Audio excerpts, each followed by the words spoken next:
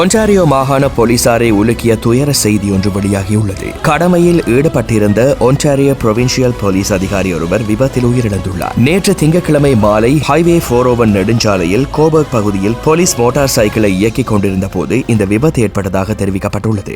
மாலை சுமார் 5:30 மணி அளவில் பர்ன்ஹாம் ஸ்ட்ரீட் நோத் அருகே ஒரே வாகனம் சம்பந்தப்பட்ட விபத்தாக இது பதிவாகியுள்ளது. சம்பவ இடத்திலேயே அதிகாரி உயிரிழந்ததாக அதிகாரிகள் உறுதிப்படுத்தியுள்ளனர். உயிரிழந்தவர் சார்ஜன்ட் பிராண்டன் மேல்கம் என அடையாளம் காணப்பட்டுள்ளார். இவர் 2020 ஆண்டு ஜூன் மாதத்தில் OPP சேவையில் இணைந்து தனது முழு பணிக்காலத்தையும் நோர்தம்பர்லாந்து டிட்டாச்மென்ட் பிரிவில் பணியாற்றியுள்ளார். விபத்து எவ்வாறு ஏற்பட்டது என்பது தொடர்பில் விசாரணைகள் தொடர்ந்து நடைபெற்று வருகின்றன. இதன் காரணமாக ஹைவே 401 நெடுஞ்சாலை பர்ன்ஹாம் பகுதியில் இருந்து ஹைவே 28 வரை இரு திசைகளிலும் மூடப்பட்டிருந்தது. பின்னர் இன்று செவ்வாய்க்கிழமை காலை மீண்டும் திறக்கப்பட்டது. இந்த துயர சம்பவம் குறித்து டக்வர்ட் தனது இரங்கலை தெரிவித்துள்ளார். மேலும் தாமஸ் கரி அதிகாரியின் வீரத்தையும் சேவையையும் நினைவு கூர்ந்து மரியாதை செலுத்தியுள்ளார். இதனிடையே OPP அசோசியேஷன் அமைப்பும் தனது ஆழ்ந்த இரங்கலை வெளியிட்டுள்ளது. பொதுமக்களை பாதுகாக்கும் பணியில் அதிகாரிகள் எதிர்கொள்ளும் அபாயங்களை இந்த சம்பவம் மீண்டும் நினைவூட்டுவதாக அவர்கள் தெரிவித்துள்ளனர். சமூக பாதுகாப்பிற்காக பணியாற்றிய அதிகாரி சார்ஜன்ட் பிராண்டன் மேல்கம் அவர்களின் சேவையும் தியாகமும் என்றும் மறக்கப்பட மாட்டாது என்பது குறிப்பிடத்தக்கது.